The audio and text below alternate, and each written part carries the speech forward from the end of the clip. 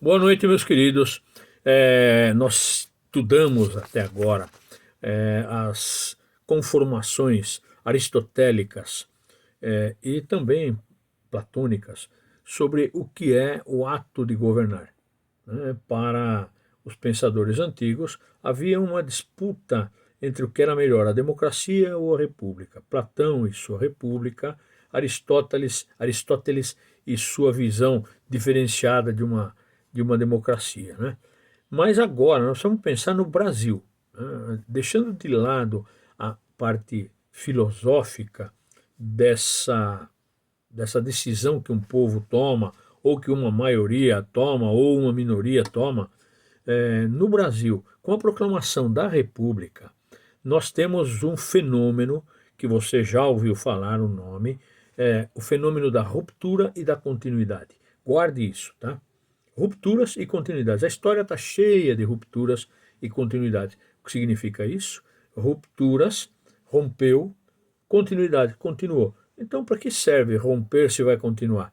É para isso mesmo, é para ser sempre um pouco do mesmo. Então, com a proclamação da República, tinha-se a impressão de que a coisa iria ser mais pública, mais democrática, mais acessível, mais participativa, ou pelo menos mais representativa, né?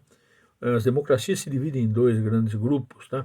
As participativas, quando se formam assembleias, como era lá nos gregos, né? E as representativas, escolhe-se alguém para te representar, sistema parlamentarista ou representativo, tá?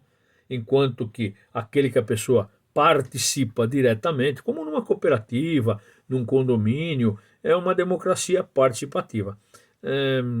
Jean-Jacques Rousseau preconizava isso. Karl Marx gostaria que fosse assim, na prática nunca aconteceu, né? Mas é uma ótima ideia.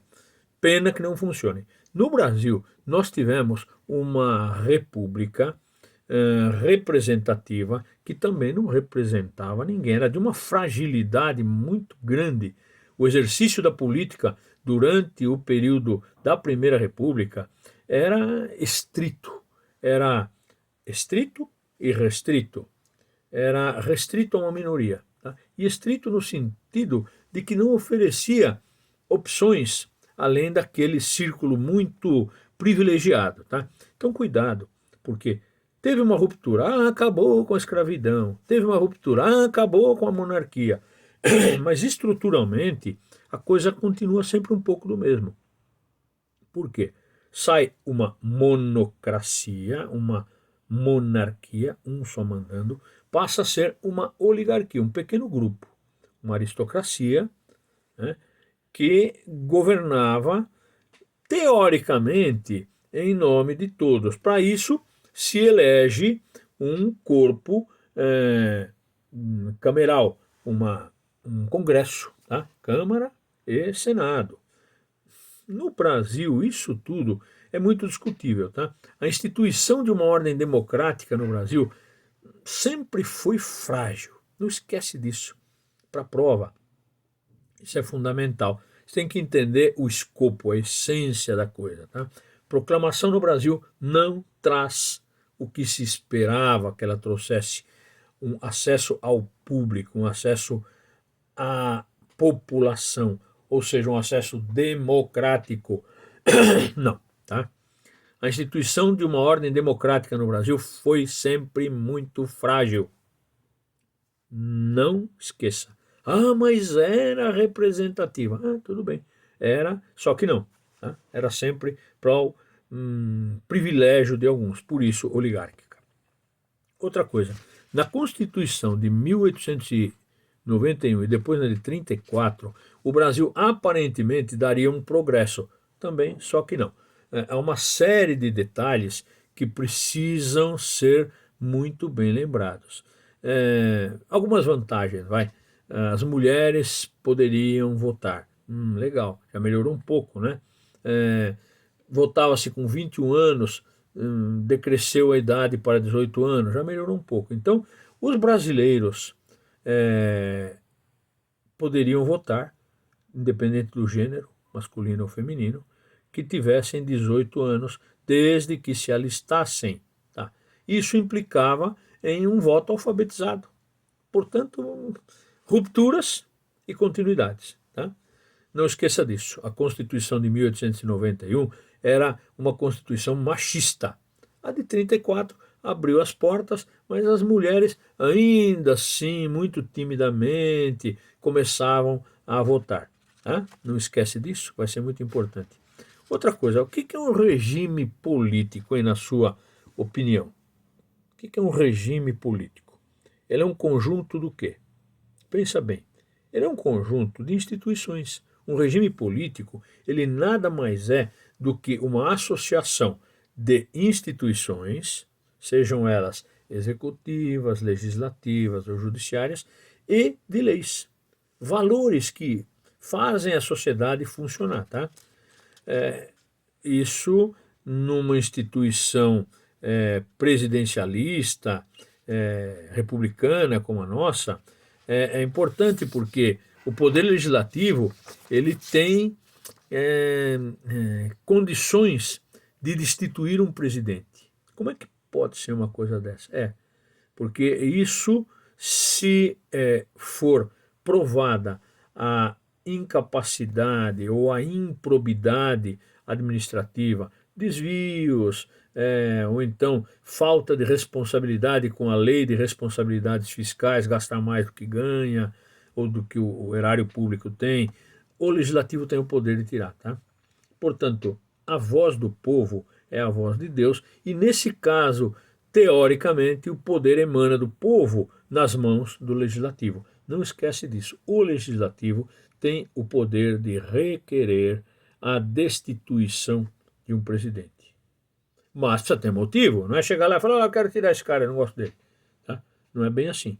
Tem que ter comprovação, tem que passar por uma comissão parlamentar, com análise, vai para o Senado, se discute, vê se tem provas. A Dilma aconteceu isso, lembra? Pouco tempo atrás. Portanto, pode tirar? Pode. É possível acontecer? É. Dentro da democracia, num regime presidencialista, o parlamento, com a anuência geral das casas camerais do Congresso e do Senado, se destitui. Tá? Não esquece disso, é muito importante também. Do mesmo jeito como você elege, o Congresso, que foi eleito pela vontade popular, é, portanto, representativo, não é participativo. Você não vai lá votar para tirar ou não o presidente. A diferença entre participativo e representativo é isso. Eles estão lá te representando. E se eles, em seu nome, em meu nome, julgarem que é para tomar essa ou aquela medida punitiva de destituir alguém, eles podem. Claro que isso exige condições, como já foi dito, condições especiais, tá? De improbidade administrativa, corrupção ativa ou mesmo passiva. Né? Muito bem. A outra coisa também que a gente tem que pensar, sabe? À medida que uma república ela tem as suas instituições sólidas, tá? Ela tem figuras que a representam. Tá? Por exemplo, um deputado. O que é um deputado? Ele representa os interesses de outros, ou pelo menos deveria, né? Em reuniões ele vai lá, ele fala, e tal, por isso que chama parlamento. Tá? Portanto, aquele que é eleito para legislar, que vai ser um deputado, ou então um senador que sanciona as leis, ele tem que representar os interesses de quem? Dele ou de uma categoria? A primeira questão que nós vimos na República é exatamente isso: legislar para um grupo seleto, criar leis para uma oligarquia. Não representa a vontade do povo, mas o povo também. Mas guarde isso: quando alguém pelo menos atualmente, deveria ser, nossas instituições democráticas estão se aprimorando. Então, desde lá da proclamação até hoje, já vemos melhoras. Não está bom ainda, tá? Tem muito ainda para melhorar. Mas nesse caso aqui, aquele que é eleito, ele é alguém escolhido pelo povo, para que o povo seja beneficiado e não uma minoria. Essa é a verdadeira acepção de democracia. Deveria ser assim, reger a coisa pública, porque não é dele, é uma res pública, é coisa do povo. Portanto, a, a palavra deputado lá no passado e a palavra deputado hoje em dia, ela mostra a importância desses representantes estarem a serviço não de uma oligarquia, não de um pequeno grupo seleto, mas hoje a concepção correta é de que alguém que é escolhido pelo povo é para lutar pelos interesses do povo. Nem sempre a gente vê isso, né? Existem lobbies, existem interesses, existem, vamos dizer assim, é, manipulações, né? Interesses de grandes corporações, de tal maneira que um deputado, em sua acepção da palavra, deveria ser alguém que representasse os interesses populares do povo. Essa deveria ser a função. Tá? Mas a gente vê que muitas vezes essa decisão de servir pode ser, digamos assim, comprada. E aí a gente vê a troca de favores, o famoso toma lá, dá cá. Recentemente foi falado sobre isso. E aí dentro desse contexto de democracia, a gente tem que pensar nas instituições atuais. Né? O que nós temos hoje? Será que os poderes estão interferindo uns nos outros? O poder legislativo cria leis. Ele cria leis que deveriam ser à vontade do povo. O judiciário julga as ações baseadas na lei, na Carta Maior, que é a Constituição. O judiciário não pode criar lei. Ah, mas eu já vi que o judiciário cria jurisprudência. Bom, é verdade, é a forma de interpretar a lei. Eis aí uma manobra curiosa, tá? E hoje tudo é muito discutido, porque o legislativo não pode ser passado por cima. Ninguém pode passar por cima do legislativo. Ele é a casa do povo, é, pelo menos em tese, né? É onde as leis são construídas para atender à vontade de uma maioria. Isso é importante, ó. Sem desrespeitar os direitos das minorias. Opa, para e pensa. Isso é uma coisa interessante, muito importante. Um deputado no período oligárquico, ele enxergava como seu dever manter os interesses daquele grupo. É só pensar como exemplo a política do café com leite. Né? Interessava a quem?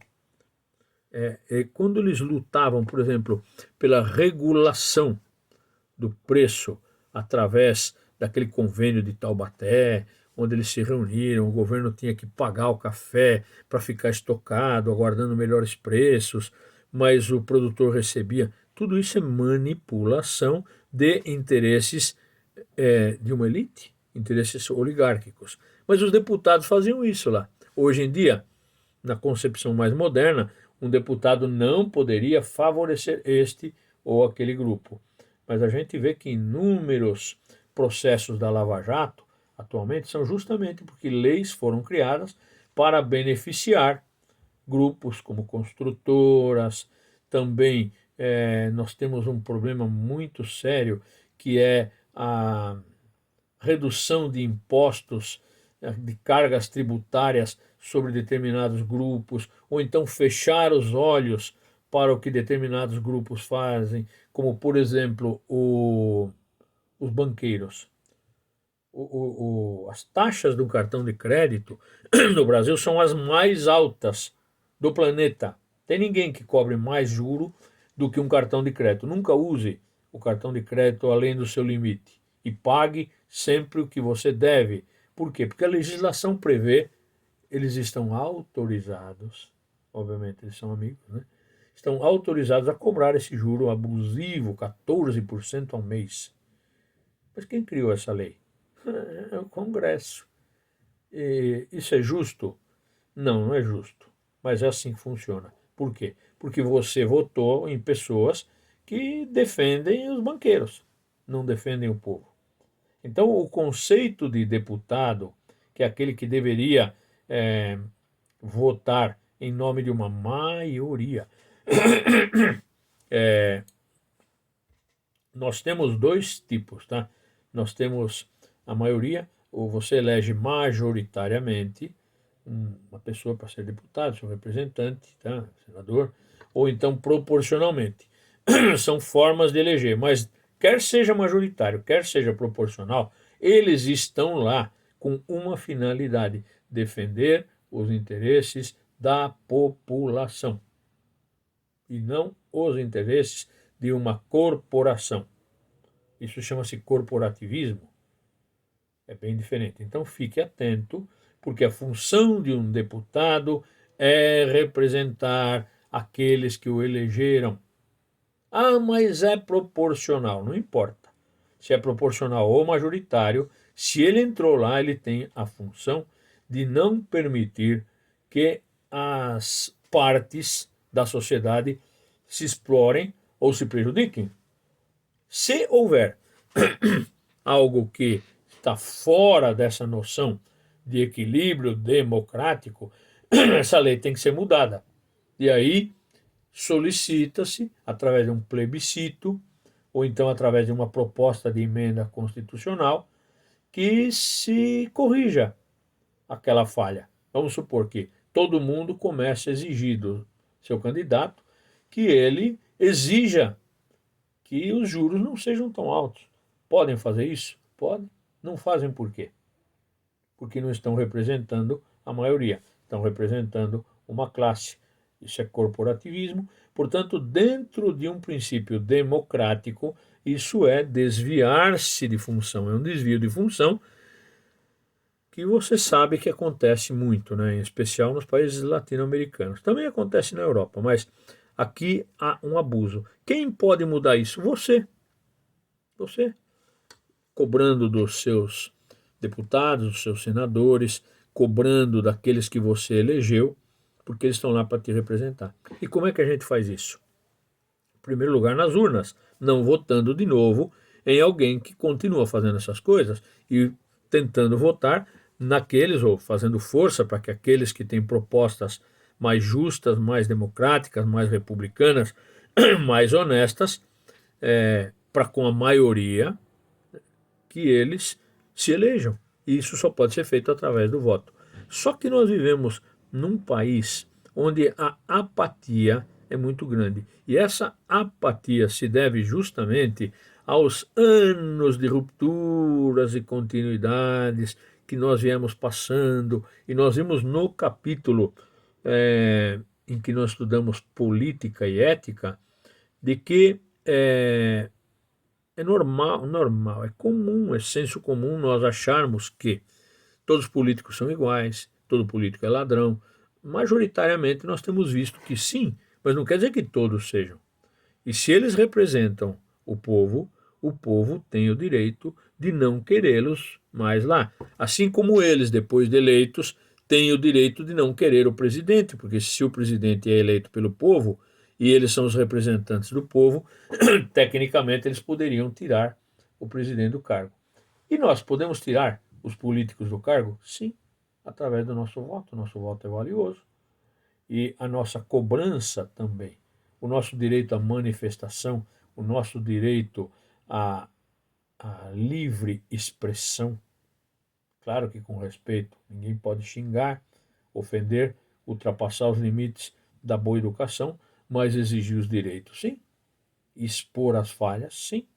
Portanto, os modelos tradicionais que existem são dois, tá? Não vai esquecer, que é o majoritário, que é o nosso caso aqui, e o proporcional, como funciona lá nos Estados Unidos, e nós temos o direito, nós somos maioria, nós elegemos, e se ele está lá, é porque ele é representante nosso, portanto, nós temos o direito de cobrá-los.